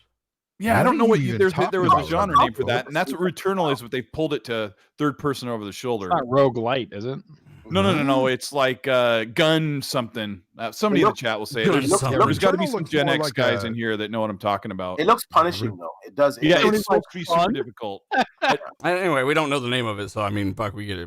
Metal Slug. Just say Metal Mass Slug. Effect. It's the same style like Contra, Metal Slug. Bullet Hell might be one of the names they call it, but it is a twin stick shooter. But yeah, I don't remember. There's a name for it. Yeah, I think it is bullet hell. They're saying it in the chat. Bullet hell. But you keep getting, and your guns get wider and faster, and it makes it easier to stay alive. And you have to always be moving. Yeah, and there's shoot 'em ups, shoot 'em up and bullet hell. I think are the names. Shout out to JW, my bastard. Also, Meat Puppets. He says, is anyone on the panel excited to play MLB The Show? I have pre-ordered that already. At the very least, just to use it as a, hey, look what I got. But, I do plan on trying it out for sure. And be careful if you're pre-ordering the show, because there's a last-gen version for $59 and a current Gen 1 for $69. So they're doing the same thing as 2K and the other Sony games. Is they're going to charge you $10 more. Well, that's Sony. He also says, he says MLB The Show on Xbox. Zalker's a fraud. Tune into D's next video for more details. Love the show. Shout out to you, brother. Also, Mr. Buster Palmer, it's been a while, but I finally managed to actually pick up a Series X through Best Buy. In your opinion, which TV should I be the best? CX and beyond OLED, for my opinion, but high-end QLED, or if you're on a budget, best budget by far is the, what is that, the TCL mini LED HDR TVs are pretty good too for like. Get an OLED. Wait for the new LG C1.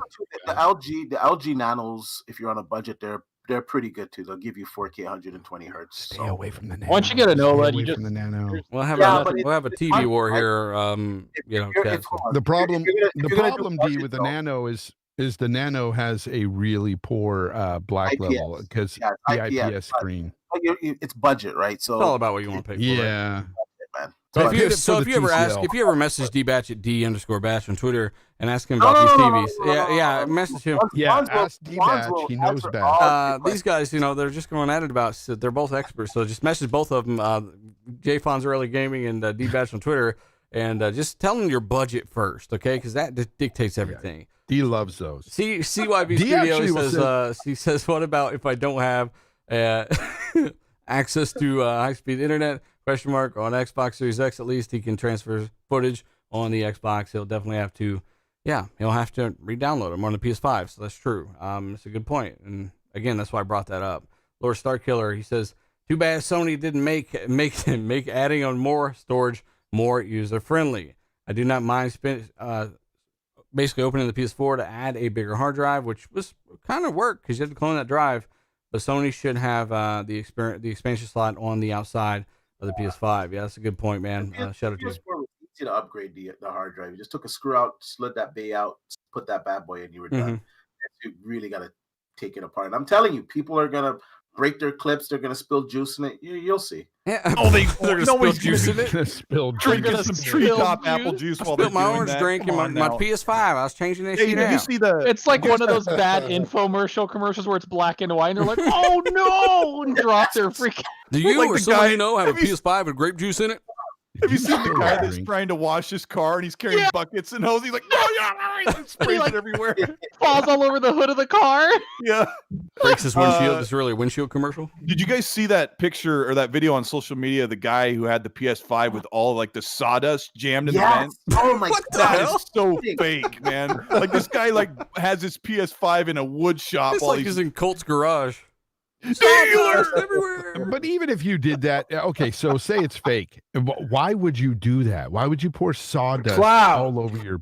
For clout, man. People vacuum hole is useful. That's so stupid, though. Yeah, they get these one-hit wonders, like you get these million views, and then you get all these on Twitter and get absolutely no money. Or like TikToks. That's what they do. Yeah, it was a TikTok video. Hey, let me go ahead and move forward to this topic here. Shout out to everybody. Shout out to everybody. Almost 2,000 watching, guys. If you didn't hit the like button, maybe help us out a little bit. We're trying to get close to 1,000 likes for the show. Retweet on Twitter, help us out. We do appreciate it. Halo Infinite lead developer says, this is the most open and adventure-filled Halo ever. Tim Dog, you gonna go catch some Pokemon in the fields of Halo Infinite? How's this so adventurous, you think? Just is gonna be a lot bigger. It's gonna be supposedly every part of the map is gonna be accessible. We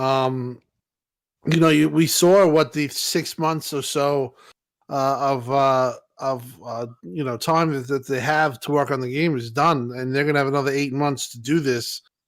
So my overall take on the game is I feel much better now. I feel that they're starting to get excited about it. They feel like From what I've heard, that the guys Joseph and Staten and the Pierre guy are big additions, and I think the smart thing was that they pushed it out for a whole year. That gives them a ton of time to just fix the graphics, I think, to where it's good or acceptable, and also Yikes. listen, you look at the screenshots there, they look very good. Yeah, they do. When I say acceptable, people not saying, it's a 360 game or whatever they were saying, even though it wasn't that bad. But I think that the graphics are going to come along like they are coming, because that's the main focus, and everything else of the game is going to get bigger and better, and it's going to be more expansive, more inclusive. Like the multiplayer is going to be even better. So I think you look at what happened with Cyberpunk and their release. I think that if they had a year's time, you just think of all the things that they could have gotten right and really improved.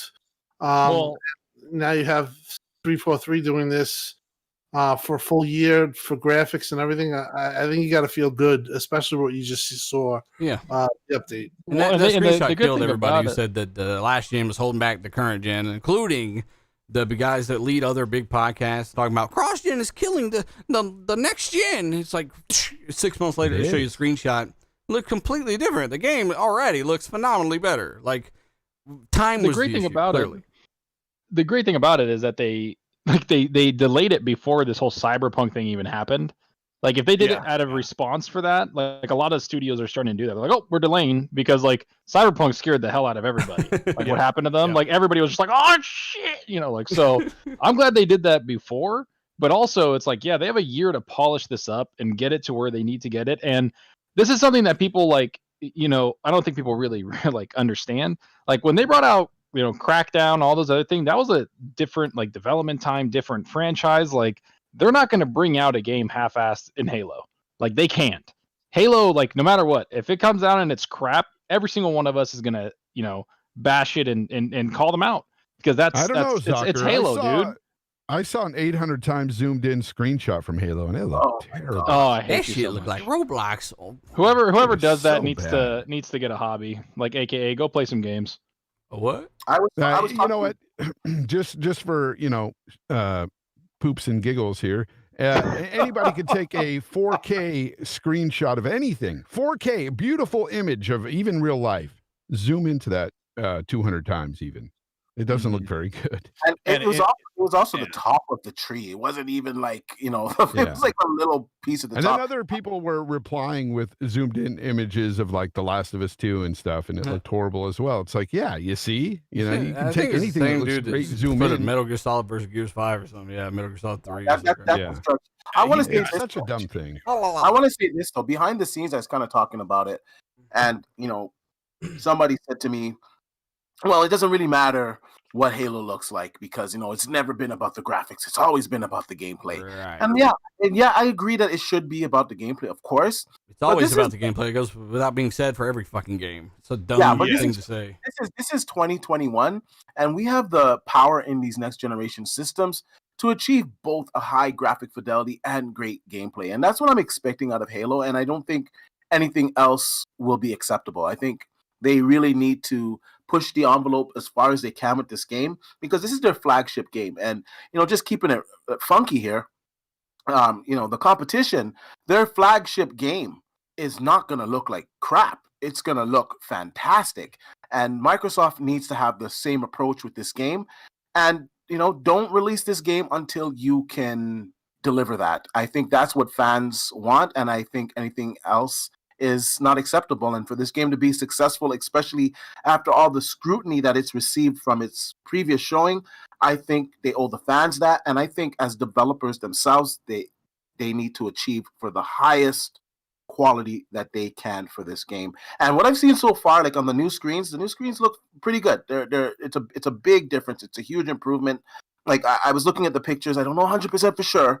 We'll leave that for Digital Foundry, but I did appear to see some ray tracing of global illumination on some of those screen, some of those pics. I have to see the game in motion, to really see that. But they have made a lot of strides in that game, and I'm a lot more optimistic about that game now than I did from its first showing. They did improve it quite a bit in the last 6 months, and 8 more months to go. It should only get better. Hell yeah, 100%. Shout out to Nukem as well. Everyone in the chat. Halo is one of those things where we've explained it a million times. Craig, no textures. We want textures. We want good looking stuff. And while it looked, passable, we knew hardware wasn't being pushed. What's the point? Push it back is the best thing possible, right? They got called out for Craig. They brought it up in an update like a couple months ago. They said we didn't have all the animations for Craig, and we didn't expect people to pause on his face. What? And there was Xbox, of course. Yeah. It's plan for the worst. Yeah. I mean, they kind of admitted their fault, but they're also kind of like, we didn't, they didn't expect that people would zoom in on that moment where they didn't have a facial animation or a face reaction, or texture or cliff or mountain or fucking mountain or shit in the background. Yeah. No, I mean, I'm just talking about the Craig meme, like they at least addressed that and said that's our bad and all that stuff is being done. And I don't know if, I wouldn't say that they hadn't done that yet. I would just say that they thought that would just fly and they're paying the price for it. Honestly, the last guy at the end that talked, I was like, ugh. Yeah. Oh, yeah. What the hell is that? I mean, he didn't look menacing enough because he didn't look. Well, it's like everything was hand animated as well. It's a little throwback, but we've been over that stuff. We're going to move forward a little bit. Caleb, by the way, says he meant Sony wouldn't give anything in return. That kind of could be true. They're MLB The Show's coming to Xbox, and look forward to that. Snake Eyes, he says he just want to give a big shout out to you guys for basically recommending the Series X because with all of the issues, he would have, he would have regretted getting a PS5 with all the issues and the graphical stuff that was going on. But I still unplugged, I'll be honest. Till I hear about some more patches for that thing. Not too worried about it. JT, he says he says, real question of Xbox games. Studios gets more studios. Should they make another division? So Matt Booty, no, I think Matt Booty would be fine. He's going to basically say, yep, looks cool, sounds cool, go, go, go. Shout out to you, though, brother. Mr. Buster Palmer, he says, with the OLED, I'm afraid of burn-in to $2,500 budget. So that'll be like something for D-Batch. Maybe we can reach out to D or our correspondent early. Yeah, whatever. 2,500, you can get yourself an OLED. You can just get yourself like a BX or something like that. The burn-in, I gotta say, I've been doing some image retention tests on my TV. I have the new CX, and I have to say there's like virtually no image retention. They've also changed the pixels on the latest model, so you shouldn't really be having any type of burn-in unless you're really abusing it, watching CNN like 24/7 for like the whole year.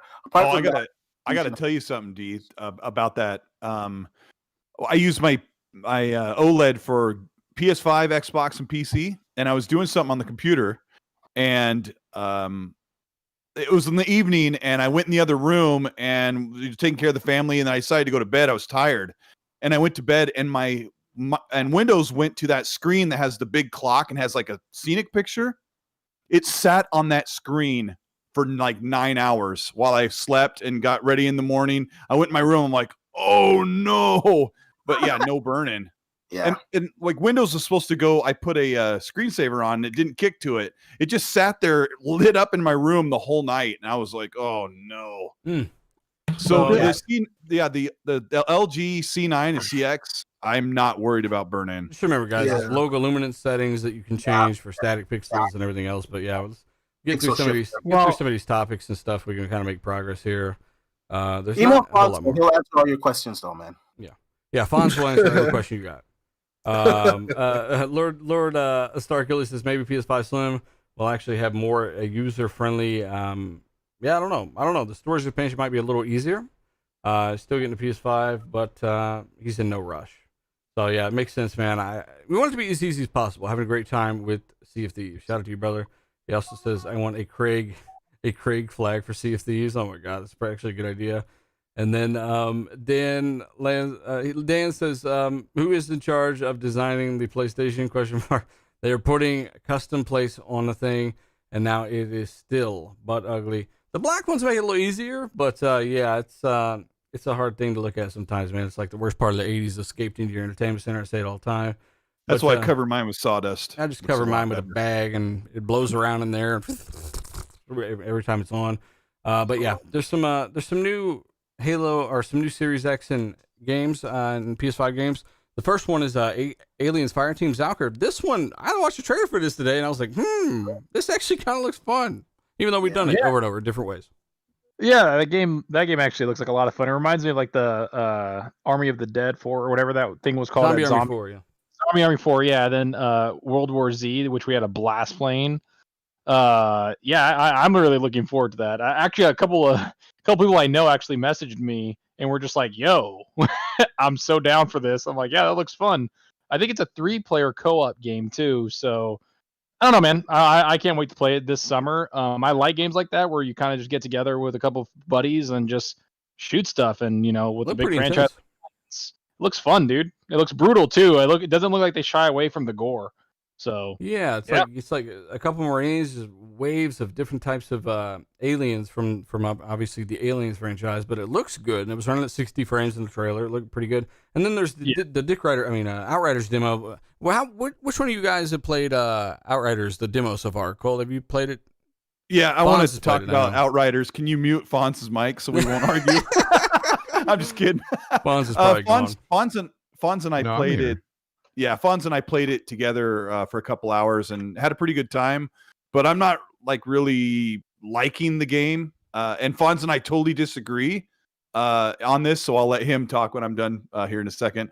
But I feel like Outriders is from People Can Fly, who made Bulletstorm, one of my favorite games from last gen. I love the team and I expected good things, but to me, this game feels like the quintessential late generation Xbox 360 third-person shooter. Like there was a bunch of those came out because Gears was really popular during the 360. So this feels like it. And some of the design choices are very Xbox 360 / PS3 era stuff. And I had fun with Fonz, but if I play it by myself, I hate the game so much. It makes me not want to buy it. But Fonz and I did have a good time. And I would like to turn the time over to Jay Fonzarelli. Yeah. I disagree. Well, I don't disagree that it's not like a 360 game in that respect. Because lots of those third person type games like Gears haven't really changed much since then anyway. Because it does feel like a Gears game to me, but with abilities as well. I've had fun with the demo. And my game sharing partner is buying the game, so I will have the game and I will be able to play it, and that's cool. But I don't know if I would necessarily even rush out and buy it. It's not a fantastic game, as I've even told you, Cole, but it's fun. It is fun. It's definitely fun with other people, with co-op. It's a fun game. I had fun with it by myself as well. Once I started to learn what you should be doing in the game. The cover system is pretty trash. So, and it's funny because it's a cover system based game, but it doesn't work very well. And you might as well just run and gun. And it's what I do, spam abilities. And I just have a good time with it that way. It's decent.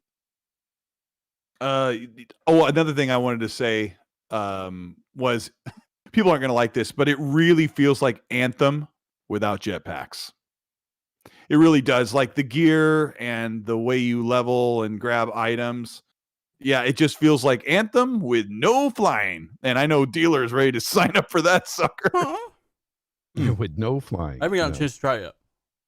Yeah, neither have I. I have it downloaded. I haven't tried it I yet. said all those horrible things about it, but I know it's going to be a pretty rough, like, end of the winter for games. And I might buy it just to support and have something to play with Fonz and whoever else will party up on that game with me. And hopefully I get my money's worth on it. Yeah, the voice acting comes out April 1st. So. Dude, the voice acting and some of those cutscenes are horrible. Like, holy cow, what a crazy thing. People are saying that in the chat. It's weird, man. Even the sound mix altogether is it's odd in those cutscenes when you have the dialogue going and stuff. It just doesn't sound right. It sounds as if you can tell like certain actors are in a booth and you can hear that, situation like they're in a booth. I just don't.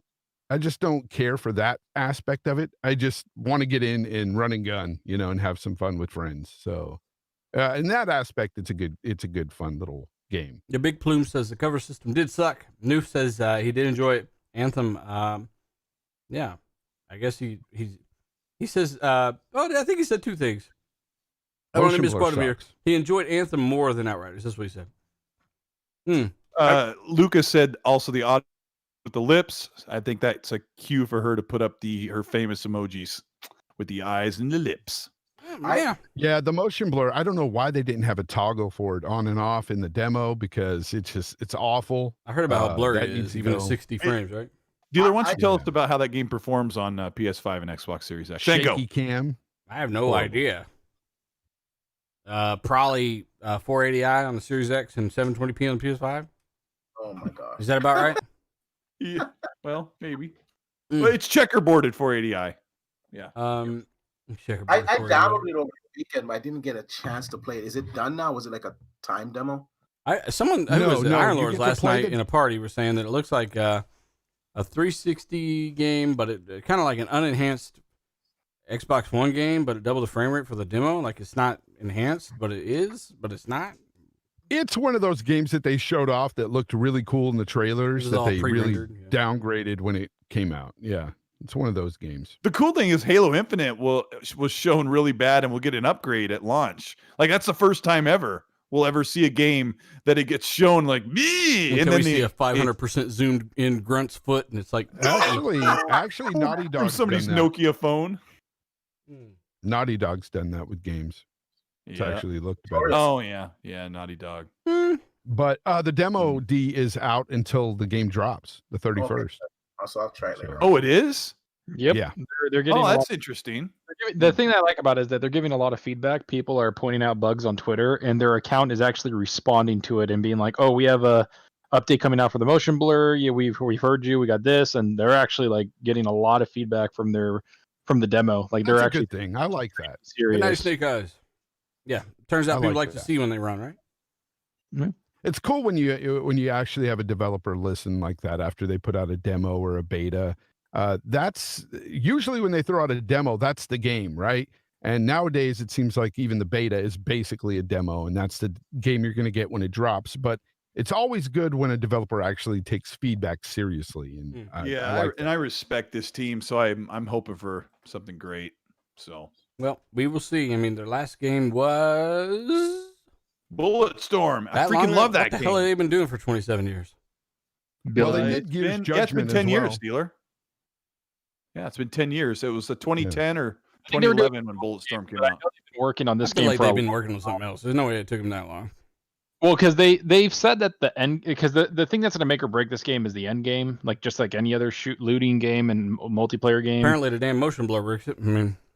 Well, they said that the end game is nothing like the game. They basically took a jab at Destiny and said you're not repeating strikes or whatever. You're going to be doing completely new stuff when you get to max level.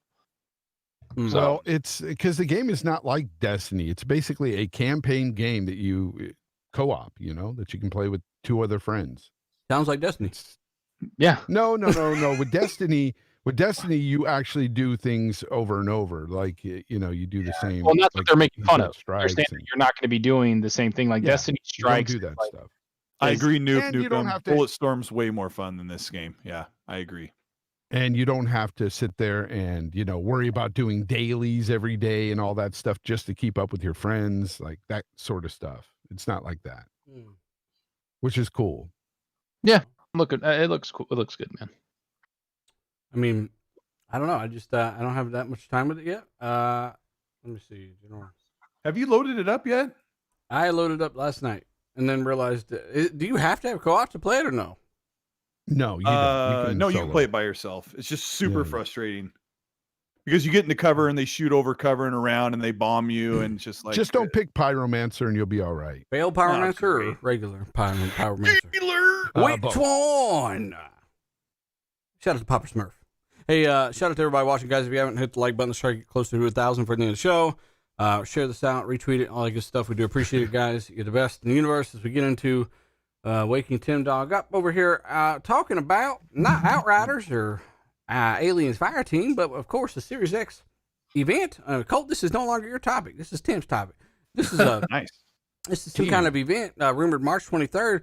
But Aaron Greenberg crushes the DualShockers by saying, DualShockers tried to say, well, expect Elden Ring at this event, and Aaron said that Elden Ring will suck and not be an Xbox rules. So Aaron said that set expectations back. No new games, no nothing. Yeah, we are not doing this. He said that there are always things that they have in the works, but nothing coming soon in terms of world reveals or announcements for anything like that, at least regarding this rumored event.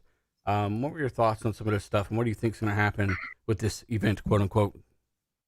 Well, like we talked about pre-show, I think that there's definitely something planned. That was kind of Aaron trying to keep everyone at bay. He's done that before. He's done that with Perfect Dark, the Perfect Dark and Fable account. He did it with LOL. The game shows. The game show, don't expect anything. Temper your expectations. Listen, like I said in the pre-show, there's going to be something for Bethesda. So when that deal goes through, shortly after that, they're going to plan something. And they've been in the works, I think, for a while. If you think about it, Bethesda hasn't had a show since 2019. They always have a show every year. They've obviously announced some stuff piecemeal like Indiana Jones, but they have a bunch of new stuff coming, Starfield and other games coming that they really haven't talked about. And I think that something's gonna happen. I don't see it as the deal is done and here's a press release and it's done and nobody talk about it. Knowing Xbox, knowing Bethesda, knowing how they work, they're probably going to have some type of celebration or some type of introduction to Xbox and what you can expect. Maybe answer the $1 million question about exclusivity. I think that what I think personally is that the dates that they were talking about, the 23rd, 24th, maybe kind of got people saying, what the hell's going on here? How do people know this? And maybe that's why Aaron tried to temper it down. We don't know this. I don't know this. I haven't talked to Aaron about it. But, like I said, I just can't see them being quiet throughout this whole thing with Bethesda because that is such a huge thing. We've all talked about it. They've talked about it. They said that they're going to talk more about it when the deal's done and to wait. So it's just a waiting game. Supposedly the deal is going to happen this month. It's supposed to happen last month. Obviously, these things are a little finicky. There's a lot of stuff involved. But once that deal's done, I expect a kind of a media blitz about it, and we'll get some answers. Yeah, hopefully. Get some clarification on some things, right? What about that lawsuit, Tim Dog? There's a lawsuit about I know, I Fallout saw 76 that. DLC. Give us your quick legalese, sir. It's not going to hold weight. It's not going to hold down the whole thing. Could it delay it maybe a little? Possibly, but not to 2022, like somebody was saying. I don't see that being that big of a deal. I think that they can. I think Xbox and Microsoft knew all about that while taking the deal. They were obviously briefed on that, and I don't think that they would go into a deal knowing that they can't get a deal done. Did you see the court documents that Judge Wapner and Doug Llewellyn were going over about the Judge Wapner? Yeah, I thought, man, I'm going to test to see how old Tim's memory is with. I thought Fonz might get a laugh there, but I got a laugh out of it. But no, I mean, listen, it's a matter of time. And like I said today to Xbox fans, every month, like since the Bethesda deal, everyone's like, let's get another deal. Let's sign this guy. Let's sign Sega. These things take time.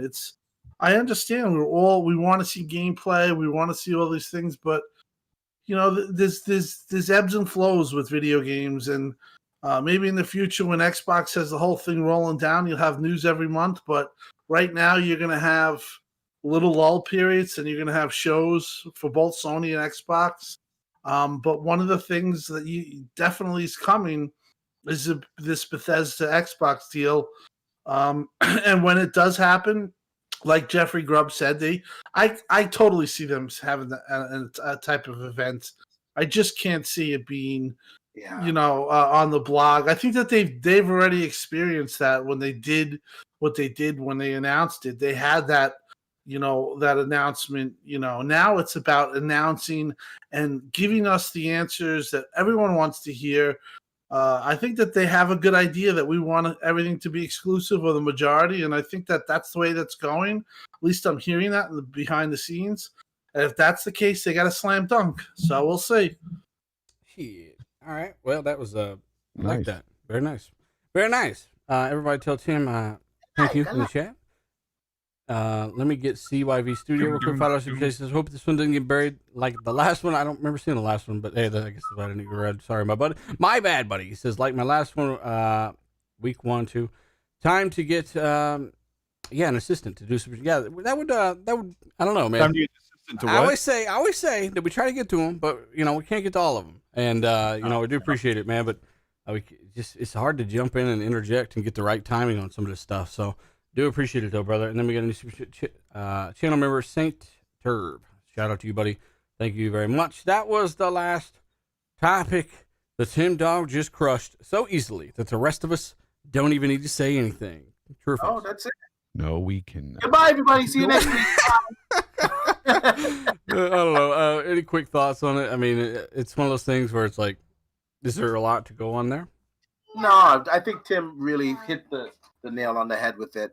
Microsoft will probably come out with a little campaign here to announce the finalization of this deal, and we'll probably see some of the stuff that these guys have been working on and give something for the Xbox fans to be excited about. I think it's a big deal. I think it's really going to help them with Game Pass going forward, and you can see that from the people port begging already. Like, oh no, the games are going to come to the PlayStation. Oh, the games they have to because they got to make that money back. So you see people are already reacting to this. So it is a big deal. And once it's finalized and these games, are exclusive on their platform per se, the Xbox consoles as well as PC.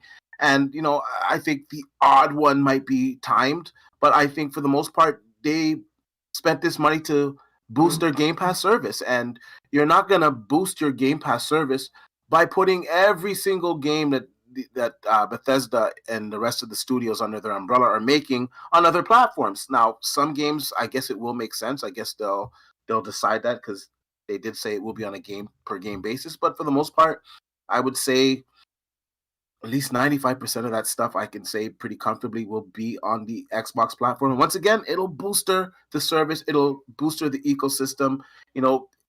I don't know if I would have maybe I would have, but some people might not have got a PlayStation at launch if it wasn't for specific games, and it'll be the same for the Xbox.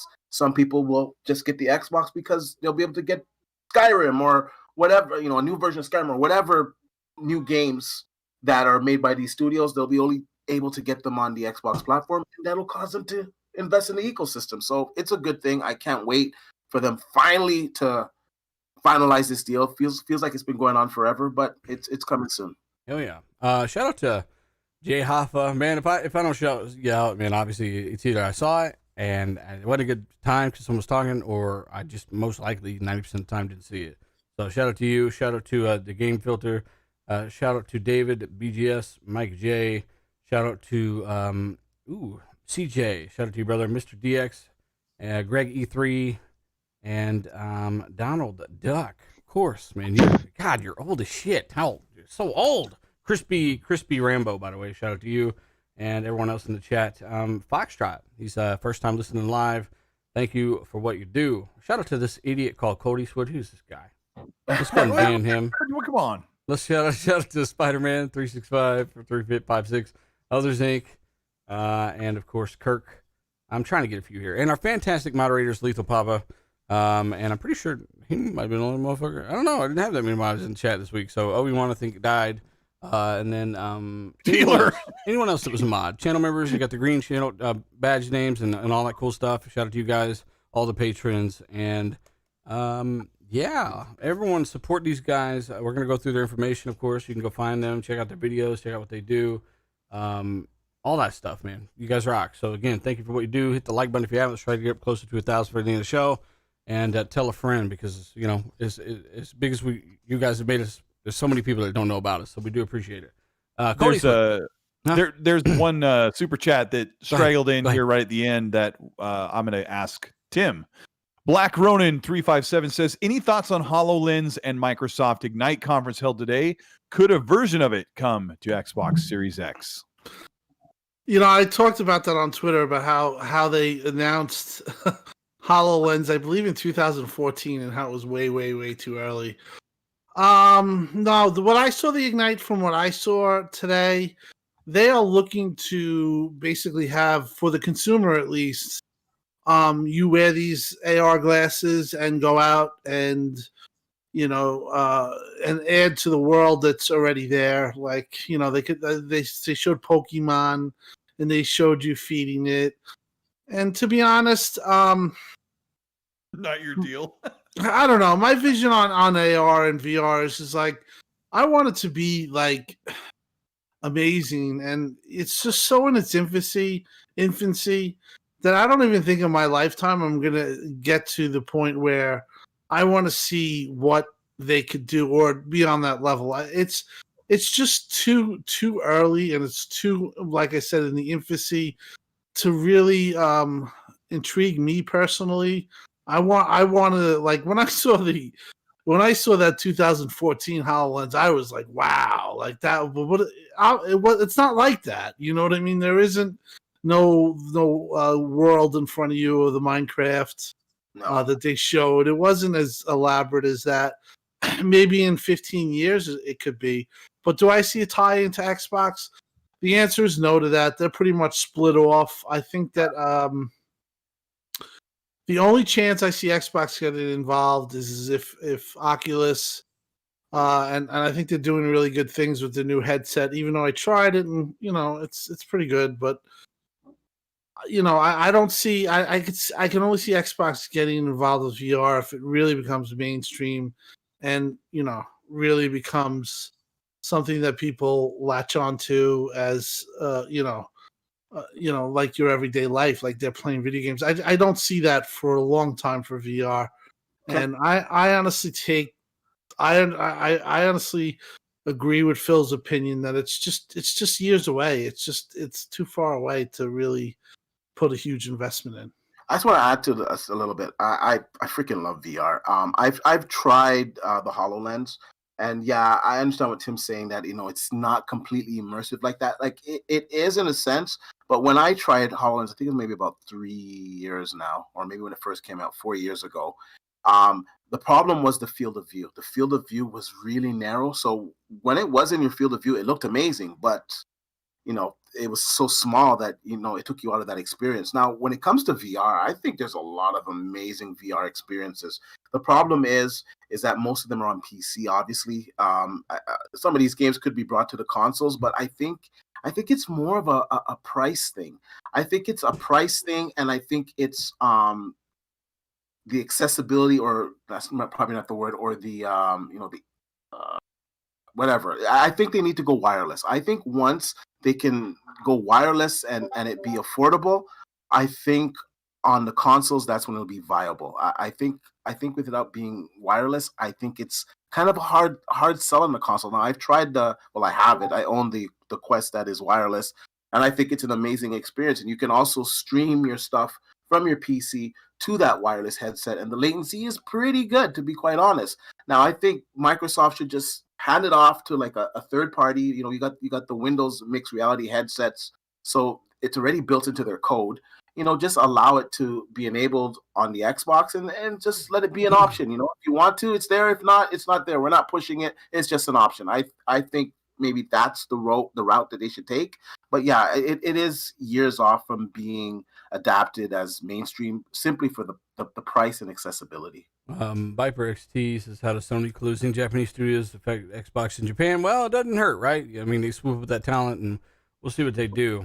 Depends on what genres you're in, I guess. If you like those games, then More power to you, honestly. But we will see, man. Thank you. Colt, tell people where they can find you, man, and what you've been playing, brother. As we do our outros, again, shout out to the chat. Let us know your thoughts as we get going. And, of course, if you're watching after the fact, some of the 40 to 60,000 people to watch the show every single week, we do appreciate it. Thank you so very much. Let us know your thoughts in the comments. Hit the like. Tell a friend, all that good stuff. That's the last time. Colt, go.